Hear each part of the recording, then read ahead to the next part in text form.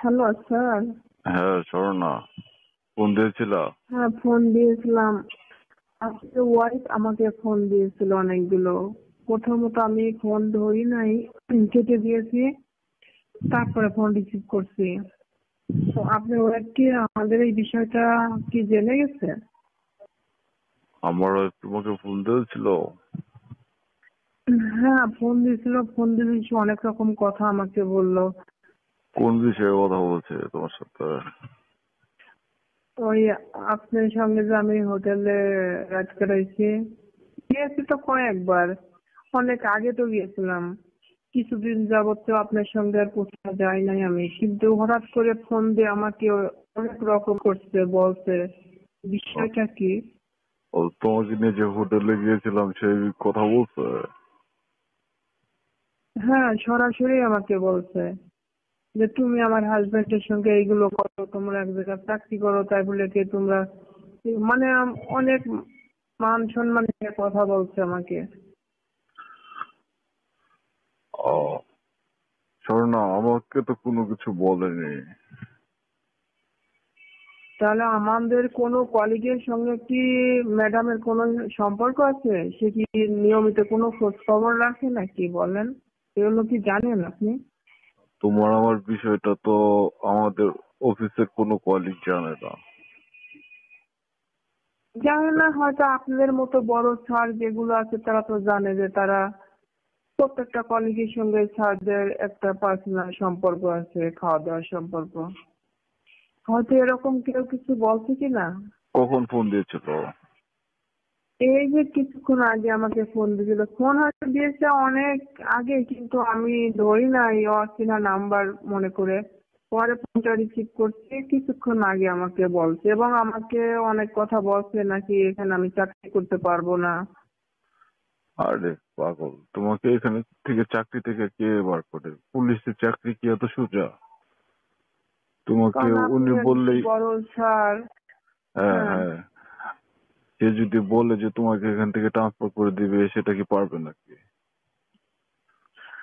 কারণ আমার তো সেই আইডিয়া অভিজ্ঞতা নেই।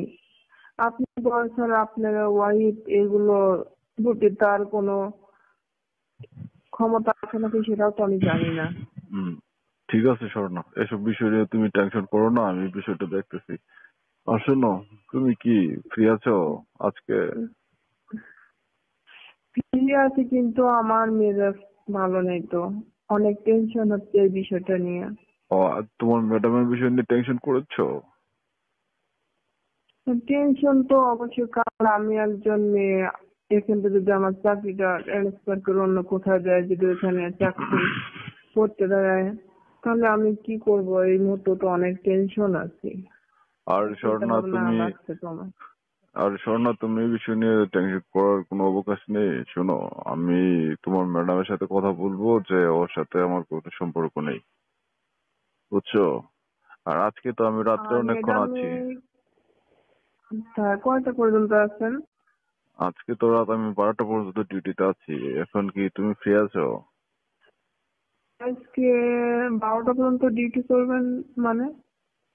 হ্যাঁ, আজকে একটা জরুরি কাজ পড়ে গেছে তো, উপর থেকে নির্দেশ আসছে যে 12টা পর্যন্ত একটা অপারেশনে থাকতে হবে।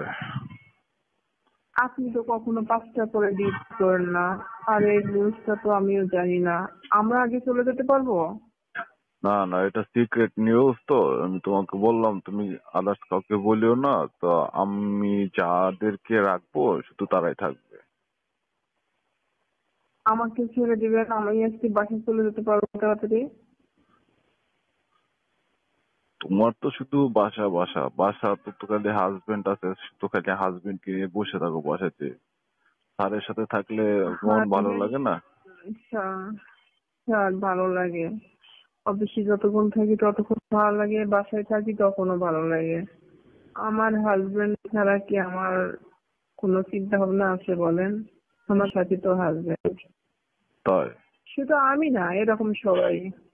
হুম, আচ্ছা। আপনার সঙ্গে যেটা হয়, খেলাধুলা, যা হোটেলে যা কিছু হয়, এটা তো মনে করেন গোপনে, এটা কি আর কেউ জানে? এটা আপনাদের নাকি অনেক এখানে চাকরি করলে এগুলো করতে হবে বাধ্যতামূলক। তো হ্যাঁ, এগুলো করি। পুলিশের চাকরি করলে তো এগুলো করতেই হবে বাধ্যতামূলক। হ্যাঁ, আপনি এর আগে বলেন যে এখানে যত কলিগ আসুক না কেন, আমাদের নজরে যারা একবার পড়বে তাদেরকে আমাদের কথা শুনতেই হবে। আমাদের কথা মতো কাজ না করলে তো এখানে কেউ থাকতে পারবে না। আচ্ছা এই জন্য তো স্বর্ণা, বাধ্যগত করি আর কি। হ্যাঁ হ্যালো বলেন স্যার। স্বর্ণা, শোনো, তো তোমার ম্যাডামের হ্যাঁ বলেন বিষয় নিয়ে স্যার। টেনশন করার কোনো অবকাশ নেই, চিন্তা করার কোনো, আমি যতদিন আছি এখানে তোমার কোনো হুম। কিছু চিন্তা করা লাগবে না।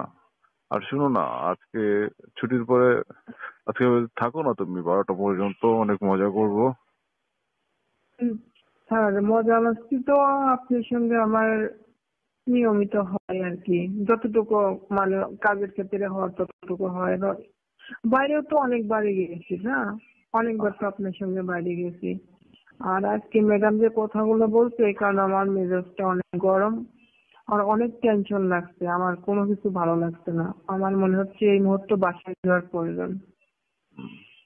আর তো আমি তো তোমাকে আশ্বস্ত করলাম যে তোমার ম্যাডামের যে কথাগুলো বলছে সেটা তুমি মাথায় রাখো না।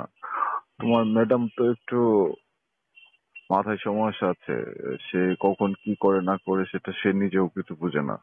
আচ্ছা, আমি যদি বাসায় যেয়ে তাকে বুঝাইলে সে বুঝে যাবে, বুঝছো? তা শোনো আপনার না, সঙ্গে আমার এই খেলাধুলার বিষয়টা এটা ম্যাডাম জানলোই বা কি করে? আমি তো এইটা ভাবছি।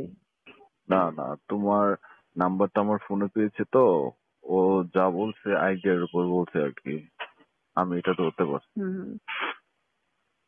তুমি তো তাই। স্বীকার করো নাই, স্বীকার করছো? না, আমি স্বীকার করছি না।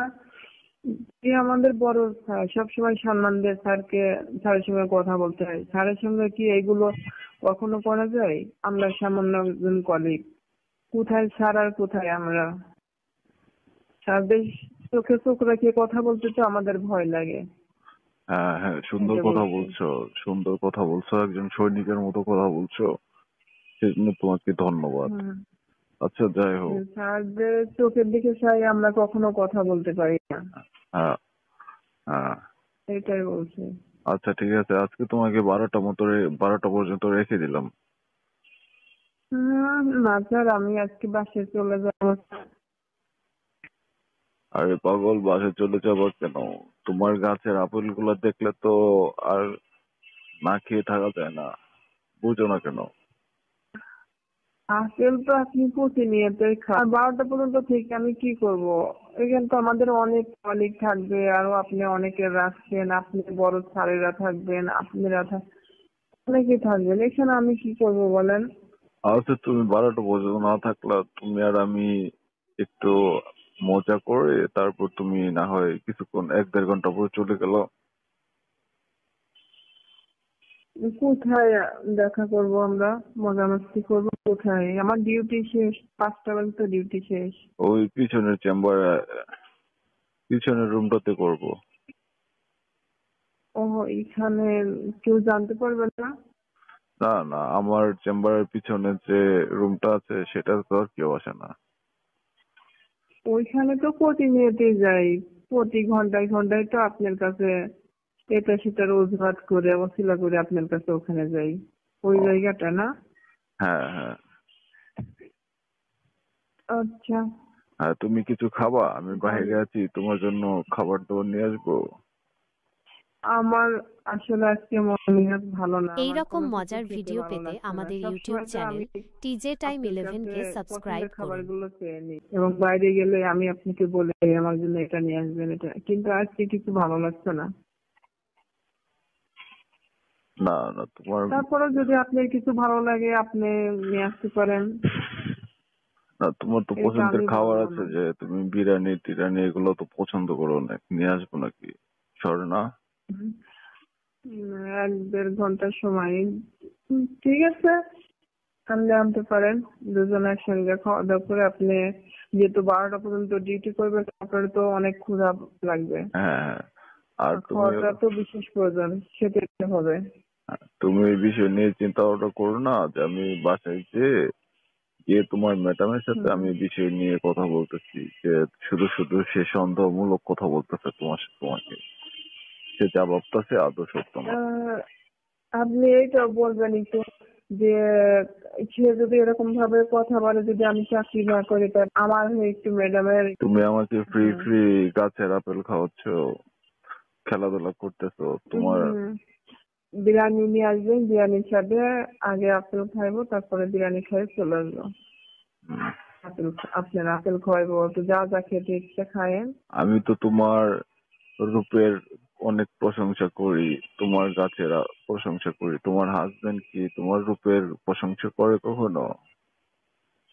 আমার হাজবেন্ড আমাকে অনেক ভালোবাসে। আমার হাজবেন্ড বলে কি জানেন, হ্যাঁ। বলে কি আসলে আমাদের সংসারটা একটু অভাব অনটনে চলে, তাই তোমার দিয়ে চাকরি করাই, নইলে আমি কখনো তোমার চাকরি করাতাম না।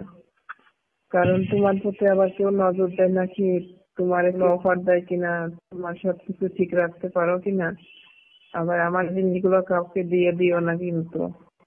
ও, সে অনেক ভালোবেসে, অনেক ইয়ে করে, বুঝছেন। তাহলে তাহলে তুমি যে আমার সাথে খেলাধুলা করতেছো। এইগুলো কেন করতেছি দেখেন না, এগুলোকে আমি কখনো আমার ইচ্ছায় করতে চেয়েছি? শুরু থেকে তো আপনি আমাকে জোরপূর্বক এগুলো করতে বাধ্য করছেন, তাই করছেন না স্যার? প্রথম তো না। আপনি যে আমার বড় স্যার, আপনার চোখের দিকে চাইতে তোমার ভয় লাগছে, আমি তো আপনার সামনে দাঁড়াই কথা বলতে পারি নাই।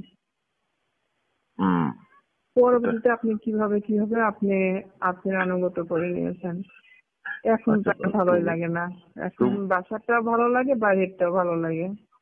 তুমি যে জবটা করো, এই জবটার নিয়মই হচ্ছে এরকম, বুঝছো? যে স্যারদের সাথে তাই, সময় কাটাতে হবে, খেলাধুলা করতে হবে। কিন্তু আমার হাজবেন্ড মাঝে মাঝে বলে যে আমার জিনিসগুলো অন্য কাউকে খেতে দিও না, আবার অন্য কাউকে ধরতে দিও না। তাই এগুলো বলে তোমাকে? হ্যাঁ, হ্যাঁ, হ্যাঁ, অনেক বলে। আমি বলি কি,